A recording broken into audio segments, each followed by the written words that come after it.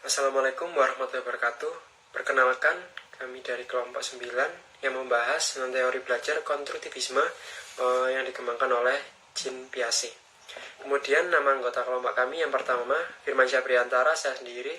Yang kedua Fitri Zakiatul Azizah, kemudian Grandisia Herdiani, dan yang terakhir Nanda Putriana. Baik, materi yang kami bahas yaitu pertama pengertian teori belajar konstruktivisme, yang kedua ada konsep teori belajar konstruktivisme kognitif, dan yang ketiga prinsip teori belajar konstruktivisme kognitif, yang keempat kelebihan dan kekurangan, dan yang kelima implementasinya. Saya akan menjelaskan tentang pengertian teori belajar konstruktivisme. Dalam konteks filsafat pendidikan, konstruktivisme adalah suatu upaya membangun tata susunan hidup yang berbudaya modern. Konstruktivisme merupakan sebuah teori yang sifatnya membangun dari segi kemampuan, pemahaman dalam proses pembelajaran. Sebab dengan memiliki sifat membangun, maka dapat diharapkan keaktifan dari para siswa akan meningkat kecerdasannya. Dapat disimpulkan, teori konstruktivisme ini merupakan sebuah teori yang memberikan keleluasaan berpikir kepada siswa dan memberikan siswa dituntut untuk bagaimana mempraktikkan teori yang sudah diketahuinya dalam kehidupannya. Sehingga secara garis besar teori ini memiliki asumsi-asumsi dasar seperti yang diungkap oleh Merrill yang tercantum dalam Suryono dan Haryanto 2014 halaman 106 sebagai berikut ini. Jadi 1. Pengetahuan dikonstruktifiskan melalui pengalaman. Yang kedua, belajar dapat dilakukan dalam setting nyata. Ujian dapat diintegrasikan dengan tugas-tugas dan tidak merupakan aktivitas yang terpisah atau penilaian autentik. Kemudian yang ketiga, belajar adalah sebuah proses aktif di mana makna dikembangkan berlandaskan pengalaman. Yang keempat, belajar adalah penafsiran personal tentang dunia nyata. Dan yang kelima, pertumbuhan konseptual berasal dari negosiasi makna, saling berbagi tentang perspektif ganda, dan pengubahan representatif mental melalui pembelajaran kolaboratif. Adapun tujuan dari teori ini, yang pertama, adanya motivasi untuk siswa bahwa belajar adalah tanggung jawab siswa itu sendiri. Dan yang kedua, mengembangkan kemampuan siswa untuk mengajukan pertanyaan dan mencari sendiri pertanyaannya. Yang ketiga, membantu siswa untuk mengembangkan pengertian dan pemahaman konsep secara lengkap. Dan yang keempat, mengembangkan kemampuan siswa untuk menjadi pemikir yang mandiri dan lebih menekankan pada proses belajar, bagaimana belajar itu. Jadi siswa dituntut untuk memahami hal tersebut secara mandiri. Selanjutnya yaitu teori belajar konstruktivisme yang dikembangkan oleh Piaget yang dikenal dengan nama konstruktivisme kognitif. Teori ini berisi konsep-konsep utama di bidang psikologi, perkembangan dan berkenaan dengan pertumbuhan intelijensi. Piaget menjelaskan bahwa anak memiliki rasa ingin tahu bawaan dan secara terus-menerus dan berusaha memahami dunia sekitarnya. Piaget menjelaskan bahwa siswa dari segala usia secara aktif terlibat dalam proses perolehan informasi dan membangun pengetahuan mereka sendiri. Selanjutnya yaitu konsep dasar yang dikenalkan oleh Piaget, yaitu ada 4. Yang pertama yaitu skemata. Skemata merupakan himpunan konsep yang dipakai saat berhubungan dengan lingkungan. Sedari anak-anak, siswa telah memiliki susunan kognitif dengan nama skema.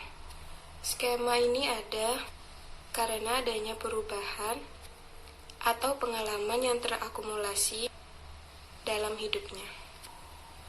Yang kedua yaitu asimilasi. Asimilasi merupakan peleburan atau penggabungan secara terintegrasi secara konsep. Sudut pandang dan pengalaman baru karena skema atau pola yang telah ada dalam pikiran. Yang ketiga yaitu akomodasi. merupakan proses mental yang meliputi pembentukan skema baru yang cocok dengan rangsangan baru atau memodifikasi skema yang sudah ada sehingga cocok dengan rangsangan tersebut. Yang keempat yaitu ekuilibrasi. Proses asimilasi dan akomodasi perlu untuk perkembangan kognitif seseorang. Dalam perkembangan intelek seseorang, diperlukan keseimbangan antara asimilasi dan akomodasi. Yang ketiga yaitu teori belajar konstruktivisme kognitif. Teori ini didasarkan pada 4 prinsip dasar.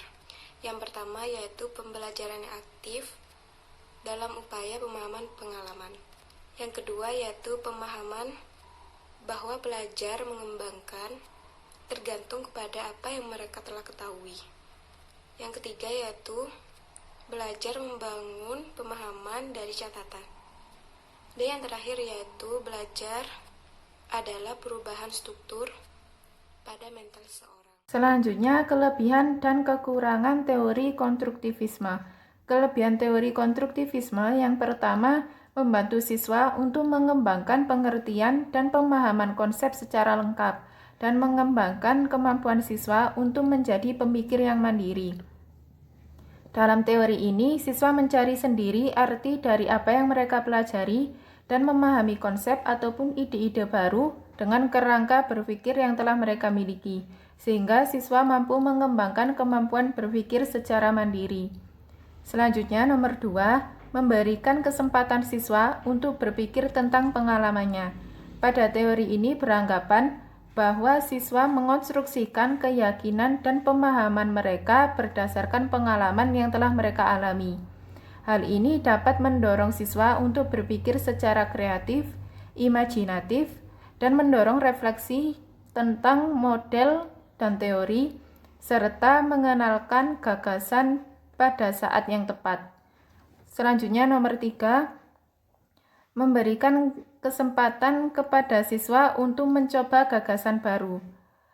Hal ini agar siswa terdorong untuk memperoleh kepercayaan dirinya dengan menggunakan berbagai konteks, baik yang telah dikenal maupun yang baru. Dan akhirnya dapat memotivasi siswa untuk menggunakan strategi belajar yang ia sukai. Terakhir, nomor 4, mendorong siswa untuk memikirkan perubahan gagasan mereka setelah menyadari kemajuan mereka serta memberi kesempatan siswa untuk mengidentifikasi perubahan gagasan mereka. Dalam hal ini dapat meningkatkan kemampuan siswa dalam memecahkan masalah dan mampu mengembangkan kemampuan siswa untuk berpikir secara kritis. Sedangkan kekurangan dari teori konstruktivisme yang pertama, dalam teori ini menanamkan agar siswa membangun pengetahuannya sendiri. Hal ini pasti membutuhkan waktu yang lama dan setiap siswa memerlukan penanganan yang berbeda. Dan kedua, situasi dan kondisi tiap sekolah tidak sama, karena tidak semua sekolah memiliki sarana dan prasarana yang dapat membantu kreativitas dan keaktifan siswa. Oke, di sini saya akan menjelaskan mengenai implementasi teori belajar konstruktivisme kognitif yang merupakan teori dari Piaget dalam pembelajaran. Yang pertama, guru harus berusaha beradaptasi dengan daya pikir anak, karena daya pikir anak berbeda dengan daya pikir orang dewasa dan anak itu lebih ke tidak realistis gitu terkadang. Nah, makanya ini tugas guru untuk mengarahkan anak ini ke pemikiran-pemikiran yang lebih logis, ke pemikiran-pemikiran yang lebih realistis atau sesuai dengan kenyataan atau realita yang ada gitu. Yang kedua adalah anak belajar paling baik dengan menemukan atau discovery. Jadi dengan begini anak itu lebih memahami apa konsep dari pembelajaran itu seperti apa. Dia akan lebih memahami karena yang berpikir ya dia sendiri, yang menemukan, yang merekonstruksi pemikiran ya dia sendiri gitu. Lalu yang ketiga, pendidikan bertujuan untuk mengembangkan pemikiran anak. Dalam artian bahwa anak itu diberikan kesempatan untuk trial and error, atau diberikan latihan-latihan, diberikan latihan yang bersifat pemecahan masalah, sehingga penalaran mereka itu lebih penting daripada jawaban mereka. Proses belajar mereka lebih penting daripada hasil belajar mereka. Dan mereka diberikan peluang di sini untuk berkembang sesuai dengan tahapan-tahapan pemikiran mereka gitu. Nomor 4, di dalam kelas anak-anak hendaknya diberikan peluang untuk saling berbicara, saling berdiskusi, berbagi pengalaman dengan anak-anak yang lainnya gitu. Nomor 5, pendidik harus merencanakan kurikulum yang berkembang sesuai dengan peningkatan logika anak dan pertumbuhan konseptual anak. Jadi seperti tahapan tadi, skemata, asosiasi, asimilasi dan sebagainya itu menjadi dasar implementasi dari poin 5 ini ya. Terus poin ke-6 adalah guru harus lebih menekankan pentingnya peran pengalaman bagi anak. Interaksi anak dengan lingkungan sekelilingnya itu lebih penting. Interaksi anak dengan dirinya sendiri itu sangat penting.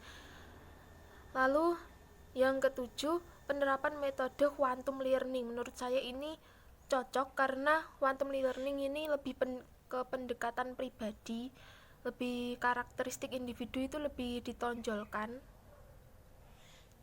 Dan ini sejalan dengan teori dari konstruktivisme Piaget. Lalu yang ke-8 adalah memberikan kesempatan kepada siswa untuk mengemukakan gagasan dalam bahasanya sendiri.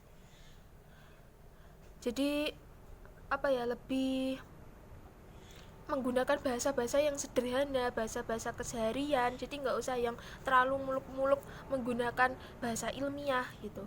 Yang penting anak itu paham. Yang ke-9 ada memberikan kesempatan pada siswa untuk berpikir tentang pengalamannya.